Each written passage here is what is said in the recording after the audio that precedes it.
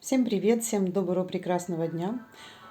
Поделюсь с вами, как я уже делала видео про как избавиться от кашля, от любых простудных проявлений и как важно это не запускать. Сделаю ссылочку в описании или под видео в комментарии. Так вот, вопрос, как же заснуть ночью, если кашель и человеку тяжело спать, а надо все-таки выспаться, тогда процесс идет очень хорошо, восстановление, исцеление, лечение. От кашля очень хорошо помогает на ночь выпить стакан молока. Конечно, желательно стаканчик молока домашнего. Это в лучшем случае пастеризованное не рекомендую пить. Это у меня домашнее молоко, видите, оно такое, как сливки почти. Стакан молока и в него добавим ложку сливочного домашнего масла.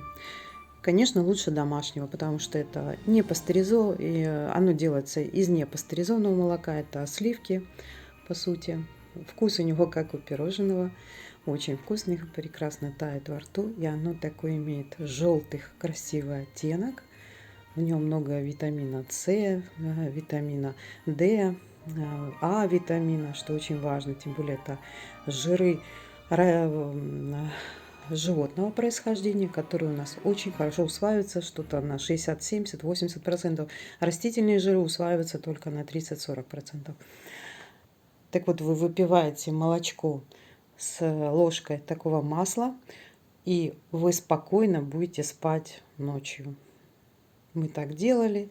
У меня у мужа за 3 дня прошел кашель любой. Вот, и мы спокойно спали ночью. Никто никого не будил, кроме того, что это не просто средство спать ночью, а это еще и очень полезно. Крепкого вам здоровья, выздоравливайте, не болейте, правильно питайтесь, имейте такие запасы. Хорошо найти хороших молочников, которые вот вы найдете, где именно такое молоко, масло вы можете покупать, а не, конечно, не пастеризованное. Но если в крайнем случае, конечно, нет такого масла, конечно, возьмите уже такое пастеризованное, все равно будет вам полегче. Но лучше, конечно, домашнее. Это как на будущее найти его и покупать только его. И хочу сказать, что продукты имеют огромное значение в процессе вашего выздоровления. И как бы эти продукты, они не должны быть не только когда вы заболели или какие-то у вас недомогания, но они должны быть на повседневной основе, и это снизит всевозможные шансы заболеть. Всех вам благ и добро пожаловать еще. Крепкого здоровья. Выздоравливайте.